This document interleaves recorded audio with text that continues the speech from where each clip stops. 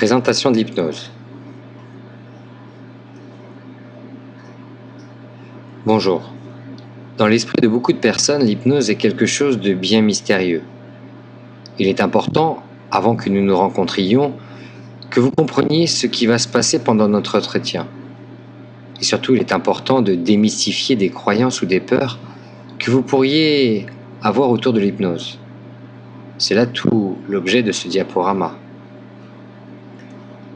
Comme beaucoup de fumeurs, vous vous dites consciemment que ce serait bien d'arrêter, mais vous oubliez à longueur de journée vos bonnes résolutions conscientes. Visiblement, la partie inconsciente de votre cerveau domine. L'intérêt de l'hypnose est qu'elle s'adresse justement à cette partie responsable de cette consommation de cigarettes, cette partie qui a été quelque part hypnotisée par beaucoup de gens qui ont intérêt à ce que vous continuiez à fumer.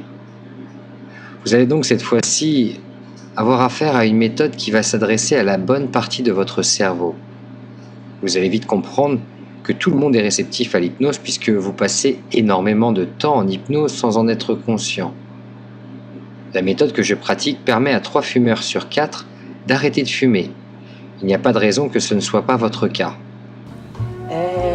L'hypnose, ce n'est pas ça. Pour beaucoup d'entre nous, la première image que nous avons de l'hypnose est K, ce serpent qui prend le contrôle de l'esprit de Mowgli. Bien entendu, l'hypnose, ce n'est pas ça, mais on a tendance à garder cette vieille image. Il faut bien comprendre que les hypnotiseurs de spectacle exploitent ces souvenirs d'enfance en s'adressant à notre inconscient et en nous montrant des choses extraordinaires qui valident nos croyances de l'enfance. Mais il faut bien comprendre qu'on arrive très très vite dans l'illusion. Personne ne peut vous forcer à faire quoi que ce soit, y compris contre votre volonté. Il est très important de comprendre qu'aucun hypnotiseur, que ce soit Mesmer ou autre, ne peut forcer qui que ce soit à faire quoi que ce soit contre sa volonté, y compris arrêter de fumer. Les forces en présence, conscience et inconscience, conscient et inconscient. Dans notre cerveau, nous avons quelque sorte de parties, 2 ordinateurs. Un vieil ordinateur, le conscient, dont la mémoire vive est un petit peu dépassée maintenant, et un énorme ordinateur qu'on appelle l'inconscient, qui lui a une mémoire vive extraordinaire et pratiquement illimitée tellement elle est grosse. C'est également une mémoire pour nous protéger. Malheureusement, nous n'avons appris à nous servir que de notre conscient qui nous sert à réfléchir, à raisonner, à calculer. Mais on pourra encore mieux se servir, et on le fait déjà mais mal, de notre inconscient qui lui a des réserves beaucoup plus importantes. L'état d'hypnose est un état tout à fait naturel dans lequel nous nous promenons très souvent. Si par exemple un publicitaire a compris à quel point notre inconscient est plus rapide et enregistre beaucoup mieux les messages, il ne s'adressera bien entendu jamais à notre conscient qui serait plus lent à comprendre le message et qui surtout ne le retiendrait pas. Pour vendre un produit de luxe, il est hors de question de parler à la partie de la personne qui calcule, qui raisonne. On serait obligé de lui parler par exemple pour un parfum du prix de la promotion intéressante en ce moment à 1 000 € le litre de parfum Dior. Or à ce moment-là, la personne en raisonnant n'irait pas l'acheter. Alors on fait appel au contraire à son inconscient qui gère son imagination et on l'entraîne dans une histoire très rapide et dont il va comprendre le sens et graver le message. Madame, si vous achetez le parfum Dior, vous vous retrouverez toute belle en robe de soirée avec des bijoux partout dans un château qui brille. Et c'est comme cela que les ménagères s'en vont acheter le parfum Dior. Mais avec aucune chance, quand on réfléchit bien consciemment, raisonnablement, d'aller dans ce château. Et c'est pareil pour les hommes. Votre inconscient a vraiment un rôle de protecteur. Lorsque vous faites un rêve ou un cauchemar, qu'un ours un peu vindicatif vient vous embêter et qu'il vous coince dans un coin, au moment où vous allez vraiment être trop en danger, au moment où vous allez presque mourir, votre inconscient, pour vous protéger, puisque c'est trop dur à vivre de se voir mourir, va arrêter le jeu et vous allez redevenir conscient. C'est à ce moment-là que vous pouvez constater que tout votre corps s'est mis en état d'alerte. Votre fréquence cardiaque, le flux sanguin vers les muscles, votre fréquence respiratoire, tout augmente comme si l'ours avait été vraiment là, et comme si vous veniez de courir à perdre haleine pour le fuir. Pareil lorsque vous lisez un livre.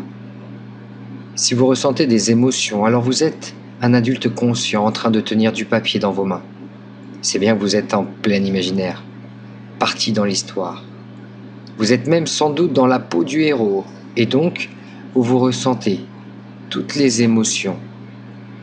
De même, lorsque vous êtes captivé par un film, vous n'êtes plus un adulte assis sur une chaise en train de regarder un mur, mais vous avez quelque part des yeux d'enfant de moins de 10 ans, car c'est là qu'on commence à entrevoir que notre inconscient est un gamin quelque part un petit peu naïf, et on se projette dans l'histoire comme si c'était vrai. C'est le fameux jeu du comme si. Si vous allez regarder un film comme Superman, il faut bien avoir des yeux d'enfant parce que voir un type qui vole en slip pendant 2 heures, forcément ça n'a rien de conscient. Dans un film, il y a 24 images par seconde pour créer l'illusion du mouvement d'image, que vous n'êtes pas capable de voir avec votre conscience, ce qui prouve bien que vous êtes inconscient quand vous regardez un film. Dans les années 60, une multinationale comme Coca-Cola avait eu la bonne idée d'ajouter chaque seconde une 25e image d'une durée de 0,4 secondes, ce qu'on appelait alors des images subliminales, sur lesquelles était inscrit que l'on aimait le Coca-Cola. Et ainsi, en ajoutant cette 25e image, il n'y a aucun danger que vous vous en aperceviez consciemment. Mais par contre, toutes les secondes, votre inconscient va graver que vous aimez le Coca-Cola. Voici un exemple d'hypnose que vous ressentez régulièrement. Lorsque vous êtes au volant de votre voiture sur une route un peu monotone, au-dessus de la surface, vous avez votre conscient qui va gérer la voiture. Et en sous-marin, vous avez votre inconscient qui gère votre corps, qui gère votre mémoire. Mais ça, je vous en parlerai. Votre conscient étant un vieil ordinateur, très vite vous allez le saturer parce qu'il y a trop d'informations qui arrivent. Du visuel, de l'auditif, du kinesthésique. Des choses que vous touchez mais aussi des odeurs et parfois des goûts. Au bout d'un certain temps, votre conscient va automatiquement ralentir puis bugger. C'est-à-dire, comme un ordinateur, il va se mettre en veille, sous la surface.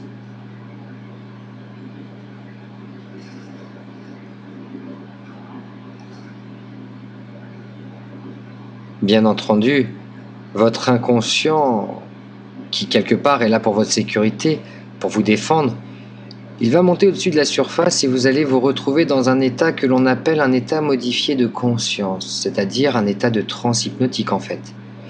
Et vous allez continuer à conduire sans être conscient de ce que vous faites, jusqu'au moment où un danger va provoquer chez vous une réaction, de façon à ce que consciemment, vous ayez la bonne action. Par exemple, freiner au bon moment. Vous allez remonter à la surface, votre conscient va à ce moment-là faire l'action qui va bien, puis vous allez commencer à réfléchir.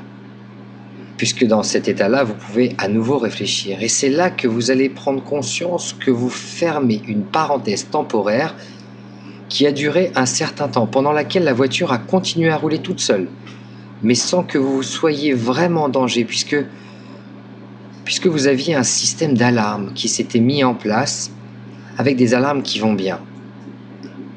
C'est à ce moment-là que vous allez réaliser peut-être que vous avez roulé pendant un certain temps, peut-être même que vous avez loupé votre sortie ou que vous êtes déjà arrivé chez vous. Il faut bien comprendre que ceci est vraiment de l'hypnose. Si dans cet état-là, la radio est devenue un fond sonore, ce qui est normal, vous ne l'analysez donc plus. Et par exemple, en cas d'enlèvement d'enfants avec appel à témoins, on est obligé de vous faire entendre une sirène pour vous alerter et vous faire redevenir conscient, pour que vous puissiez entendre cet appel à témoins. Vous comprenez bien que dans cet état-là, il ne peut rien vous arriver, puisqu'à la moindre alerte, vous revenez à la surface. Encore une fois, On ne peut forcer personne à faire quelque chose contre sa volonté sous hypnose. Quand vous êtes dans cet état-là, la moindre alerte vous fait redevenir conscient. Et je ne peux donc pas vous expliquer dans cet état-là qu'il faut arrêter de fumer, tant que vous serez convaincu qu'arrêter de fumer ne va pas être facile, et tant que vous êtes convaincu également que fumer, quelque part, c'est un plaisir. Maintenant que vous avez compris que je ne peux pas vous forcer à faire quoi que ce soit sous hypnose, vous comprenez bien que nous allons devoir former une équipe face à deux adversaires redoutables, que sont Big Tabac et Big Pharma, lesquels, depuis votre plus tendre enfance, vous ont en fait hypnotisé à leur seul profit financier. Vous attendez sans doute de moi que je vous prive de vos plaisirs et que je vous aide à subir des inconvénients lorsque vous arrêterez de fumer. Mais ce n'est pas du tout comme ça que cela va se passer. Nous allons faire une équipe. Il va falloir que vous réfléchissiez de votre côté à tous les avantages que vous allez gagner lorsque vous serez libre à ce moment-là. En hypnose, je vous accompagnerai à retrouver cette liberté et le bonheur avec. J'ai hâte de vous rencontrer. À bientôt.